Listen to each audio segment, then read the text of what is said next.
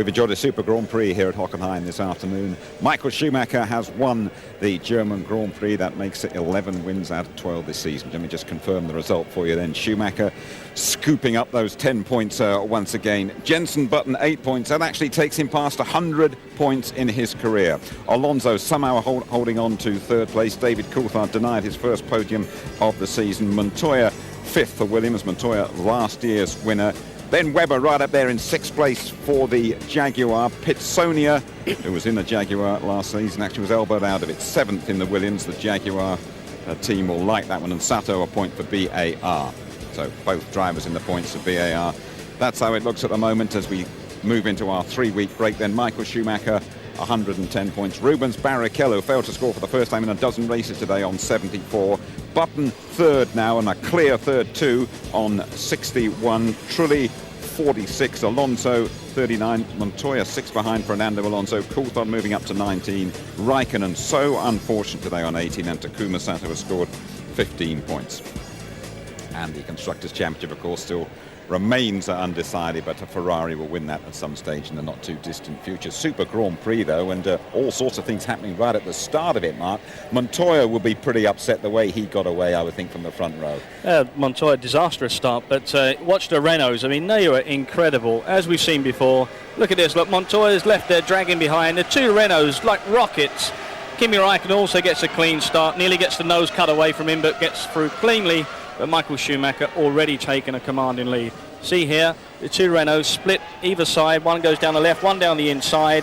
Montoya is probably down to about 7th or 8th position at this point. Everything you've gained in qualifying, you lose in a split second. You would have thought, unreal. Yeah, I'm saying you would have thought here along the paddock that someone would have locked into what the Renaults do. Someone will be able to match them. Somewhere along the line, someone needs to get that, and probably what you'll see is one of the Renault employees being taken into another team. That'll be the day. Yeah, Rubens Barrichello and David Coulthard had a coming together. I felt sorry for David. I thought he was going to get the podium at one stage, but it certainly compromised Barrichello's race, this. I think a good race for David Coulthard overall, but unfortunately Rubens a little bit hot going into the hairpin. And DC just getting caught out slightly, nudges him in the right rear. The wing disappears and the race is over for Rubens. Big moment in the race, really, and it actually probably ruined it as a contest, because we were sitting in that McLaren motorhome and they were absolutely convinced, and Kimi was afterwards, he was going to catch Michael Schumacher, he was going to get past to him, but of course then when your wing flies off, you've had it. Well, this is one of the scariest things for a Grand Prix driver. You're sitting there, all of a sudden, whoosh, there's nothing you can do, your rear wing's gone, you've got no downforce, you are completely a passenger. And it doesn't matter what you do, look, there's nothing he can do at this point. Even if he gets on the brakes, Jim, he doesn't take much speed off. In fact, he probably gains a little bit of speed, he's got the impact. But Raikkonen was the fastest man on the circuit up until this point and still has the fastest race lap during the race itself. He was bitterly upset. He wasn't angry because the wing flew off in itself. He was angry because he was absolutely convinced he was going to win it today. Well, he felt he could take the race to Michael Schumacher, and we have to say, you know, it could look like it was going to happen. Yeah. But unfortunately, did you feel that? Did you feel he could have done him? I think there was something there. There definitely looked some depth there, and he was matching him on lap times early on. Yeah, all sorts of overtaking. That's what made it such an eventful afternoon, didn't it? And Juan Pablo Montoya, after that poor start, he found Jenson Button very close to him, and Jenson pulled up some great manoeuvres today. I think Jenson Button put some of the best manoeuvres we've seen by Grand Prix drivers this season. He really thought of his head. He did have a car underneath him, what he knew he could make cut through these people. You know, he knew he could make the car work for him during the race. Montoya made a big mistake there, and it was costly for him. I know they got rid of the old flat-out burns through the forest here, but a lot of people don't like the new track, but it does create some overtaking opportunities, doesn't it? And we had 3 of them going at it at one stage, Sato, Trulli and Webber. We did, and that's great for us in Formula 1 to see this, but, you know, you've got Trulli there, sitting up the front, Sato's coming down the inside of him. Trulli actually thinks he's given, you know, a little bit of a block there, but actually Trulli just needs to have a wake-up call. He's never really blocked high enough, and then Webber just slips up the inside. Fantastic move by Webber. He really felt that there was room there for him, and he made it cut. I think Trulli is really going to get a spanking when he gets back to the pits. But he did have a few problems with his car. I mean, we reckon he had a bit of Raikkonen's car in there or something like that. But he's on his way from the team anyway, so he might not get too much of a spanking. Right, let's have a word from Takuma Sato, shall we? Be our featured team this weekend. Here he is with Lou. Well, Takuma, points finish, double points finish for BAR. Are you happy with the result, or are we a bit disappointed? One thing is happy, obviously, we had a really strong result today here. But unfortunately, I couldn't make as many as possible. I had the hands device problem. It's the slip off from the belt. And often it happens I have to bring them up myself. It cost us quite a lot because so many coming the mistake as well. So overtake and be overtaken, and it was quite a tough race. How long were you struggling with that for? Quite a lot of the race? Yeah, I mean, maybe after the start I felt there's something wrong in the left-hand side. And firstly it was only left-hand side problem. But gradually, after the pit stop, I all the time bring him back. But then it's completely off, a slip off. When I was braking, it slipped off, and then suddenly I lost control and come off the circuit. But Well, a tough race, so well done for bringing the car home in the points. okay, yeah, it was a tough race, but important thing, so we got a point. Important, they got a point. Of course, Jenson Button got 8 points for finishing in second place. You know, when we look back on this race down the line, we'll go, that was the race where Button and Alonso had what, in my view, was the best duel of the season. I think so, and I think this is the race for me that Jenson Button has really come of age, because we've seen great performances by Jenson, but this time we've seen him really work it out on the race circuit and compete against these guys and go wheel to wheel and get the better of them. You know, the move he made there on Alonso was first class. He's just, you know, they've got wheel to wheel contact nearly at this point. They've got a lot of confidence with each other, which is fantastic. You can race against the guys fair and square, but watch this. Jenson's confident, takes it down the inside. Alonso can't do anything about it. The guys are happy, and so they should be. I think that really is experience. Jenson Button and Alonso, a brilliant duel. That one, we're going to go down to the press conference to hear from Michael Schumacher, from Jenson Button, and from Fernando Alonso. Michael, what a day in front of your home crowd. Yeah, what a weekend, you have to say. Yesterday, pole position. Today, the victory. Pretty tough race, especially at the beginning when Kimi was putting on the pressure. And then Jenson had a fantastic drive, and together with Fernando, it was a battle. And the gap I had initially, I sort of was able to keep, but not really extend. And in this way, it was a little bit difficult, especially at the beginning, as Jenson was staying out after his first pit stop pretty long, and it wasn't sure whether they would maybe be even on a two-stop strategy. So it was a tough race. Not knowing what's going on at several stages in the race. And just before he went off at turn one, Kimi was right behind you there after that first pit stop. Yeah, he was right behind, and he was quick, no doubt. I think you have the general trend that between the tyre manufacturers you have certain stages in the race where one is quicker than the other, and then it's the other way around later. So I wasn't too worried as long as he was behind me. And in terms of strategy, I think it could have worked out. But it would have been a tough one, no doubt. Looked to be some pretty nifty pit work from the Ferrari crew there. Lap 47 on your third stop, just after Rubens had cleared the road there. What do you mean? Rubens had just come in, and then you came in straight after him. Okay, I didn't know that. It was when I came in, everything was clear, and our guys just superb, and even under pressure, they don't crack, and that's what's so fantastic about them. Thank you. Jenson, a great drive. I guess a compliment that Michael thought at one point you might have been on 2 stops. Well, the car's been working great all weekend, and it's difficult because, you know, I'm so happy to have finished second, and for me it was the best drive of my career, and I had the best car underneath me. You know, the car performed fantastic, and also the engine.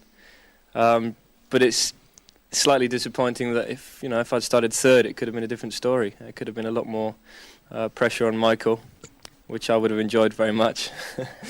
But that's not to be. You know, we've got to wait for that. But all in all, it's a fantastic result, and got to say a big thank you to the team. Well, you actually led the race as early as lap 13. Can you talk us through that early stage? Sure. The first lap, I initially got a good start, and then I got stuck behind Taku at turn 1 on the outside, and I lost a lot of places. I think I ended up the first lap in the 13th still, and then just worked my way up a little bit, and then after the first stop, you know, the team did a fantastic job, and I came out in 5th or 6th or something, so very happy. And a brilliant race with Fernando Alonso. Yeah, we had a good little tussle. He's not the easiest guy to overtake, but he's very fair, and yeah, I enjoyed it. We saw you on the camera playing with your helmet quite a lot on the side there. What was the problem? Well, the team initially thought it was a visor, but it wasn't. It was the strap under the helmet was a little bit loose, and the problem is then that when the helmet's loose, it lifts up slightly, and then it was really catching on my throat, and made it very difficult to breathe. So I had to hold it on every straight to keep it down, so that I can get some air in. Well, you did a great job. Fernando, looking fantastic for P2 there. 14 laps to go. What happened? Well, I don't know really. At the beginning I thought the front wing problem. I thought that something was broken there. And then I thought a suspension problem. It was impossible to turn in, no front end at all. And I did 3 laps running at 18s, 19s, and David arrived. Montoya was very close, and I even called the pit, to come in that lap and check. And they said, stay down. It's 13 laps to go. Maximum you arrive 6th or 7th, and you take some points. So I was really worried at that stage. And I don't know what happened. I touched one curb and at 10.6, and the car back to normal. So from there, was a normal race. The last 12 laps, 11 laps. Great effort. You've made many brilliant starts in your career with Renault. Was this the best you've ever made? Well, this was one of the best. I think the best one was in Indianapolis, from 9th to 3rd. But this one, if I qualify in 4th yesterday, probably I get first position in the first corner. But anyway, to be second was a great surprise. They fly off the line wherever they are. Fernando Alonso, the man who kept David Coulthard off the podium here today. 4th, though, is still DC's best result of the season. Let's hear from him with Luke. Congratulations, David. Best result of the season. You pleased with it? Well, I wish I could say I was, but I'm not. I picked up some damage when Rubens hit me at the hairpin, which broke the rear wing end plate. And I picked up some more damage when I hit the debris from Kimi. So the engineers worked quite hard to keep adjusting the car at the pit stops to dial out the understeer which the car had. But putting that to one side, I was a little bit surprised. At the beginning of the run, the car felt quite good, and then it slips away during the race, and it just seemed to be up against the brick wall a little bit in performance, and really wanted to get a good result here today and battle to race. I was looking forward to a race with Jensen, but unfortunately he passed me at the pit stop, so it didn't happen. You say the performance slipped away. Was that a result of the damage that you were speaking about earlier on, or something else? Definitely that played a part, but Magny-Cours and Silverstone, we sort of have the pace at the beginning, and then we don't really go any quicker after that, so we need to try and understand why that is. Did you have any concerns when Kimi had the rear wing failure? I didn't know he had rear wing failure. No one told me, so can't worry about something you don't know about. Kimi Räikkönen had that rear wing failure. I guess, David Richards, if you hadn't had that failure on Friday in your BAR with Jenson Button 10 places down the grid, we could be talking to you as the winner here today. Motor racing's like that, isn't it? You can't ever look backwards. These things happen, and we got the best that we could from today. Still an astonishing effort to get Jenson up from 13th to runner-up. No, Jenson drove an immaculate, I'm sure it'll say it's his best race ever, and the team just dug really deep last night, and they were a little despondent after Friday, but last night we sat down and had a chat about it, and everyone said we'll capture something from this. You reckon this was his best drive ever, do you? Oh, I've got no doubt about it. I'm sure he'll acknowledge that. Just talk a bit about the problems that he had during the race, because at one stage he was struggling to breathe and was almost driving one-handed, wasn't he? Well, it's the visor, we think, and we haven't had a proper talk to him yet, but we're assuming the visor was coming undone. And of course the visor coming undone, you're doing sort of best part of sort of 200 miles an hour down the straight, the air gets under it, and that can be quite difficult. And during that time, were people encouraging him? Was he moaning? What was going on? Well, we decided not to talk to him about it because he obviously knew the problem. We couldn't interfere. We had no way of helping him in that particular situation. It was his problem. He had to get on with it. A word about your other driver, Takuma Sato. He's got his point here. He got a point. He had a challenging race, made a couple of mistakes, unfortunately, and but more points in the bag. We're pulled up closer to Renault in second place. There are rumours up and down the paddock every day, of course, and we've heard one that Takuma might not be with you next season. Can you comment on that one? Takuma's obviously, it's early days in this year, and we concentrate on this year and getting results for this year for the moment. Just a word finally then about Jenson. We are wondering about when he's going to win that elusive Grand Prix. Is it going to be this season? Well, that's the famous question, isn't it? But if it had started from third on the grid, who knows? Absolutely. David, thank you very much, and thanks for looking after us so well. You can go off and enjoy that now. Thank you very much. Okay, thank you very much indeed. Okay. Mark's in here. Mark, just talk a bit. You've been in the cockpit, you've been in that sort of scenario, about how Jenson coped with all those difficulties. Oh, I think it's a difficult situation, obviously, but what David Richards was saying there, you're at high speed, 200 miles an hour plus, and Jensen said in the press conference that what he had was actually the helmet getting lift.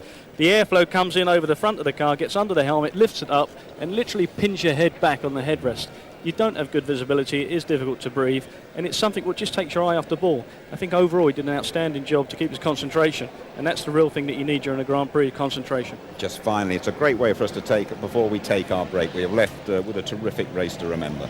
A great race. I think this is the best race for me all season long, but the most impressive thing for me is Jensen Button's performance. He's come of age as far as I'm concerned. Mark, thank you very much indeed. Well then, Michael Schumacher has won here this afternoon. Another sporting superstar is heading for glory in Paris this afternoon. Lance Armstrong all set to triumph in the Tour de France. Coverage is already underway over on ITV2. The highlights are at 7 this evening. German Grand Prix highlights, they're right here on ITV1 at 11:45 tonight. The show repeated tomorrow evening on ITV2 at 7. Next Sunday, 2 o'clock in the afternoon, make a date with Matt Smith. Formula One's half-term report. We assess the season so far and look ahead to Shanghai and the Chinese challenge still to come. Plus, life in the fast lane. We go behind the scenes with Jason to find out what it's really like being a racing driver when you're not racing. With the tale of 2 rallies, a preview of the serious stuff as the World Championship rolls into Finland for its blue-ribboned event. And I'll get the ride of my life at the notorious Nordschleife with Johnny Herbert. All that, plus the latest NASCAR action from the States, simply guaranteed to get you diving for cover. That's Speed Sunday Live next weekend, definitely not a lazy Sunday afternoon. We have a 3-week break until the Hungarian Grand Prix. We return with our customary extensive coverage throughout the weekend of August the 14th and the 15th. So then here Schumacher wins, that is predictable. Jensen Button runner-up from 13th on the grid, struggling for breath, driving one-handed. That's remarkable. Bye-bye.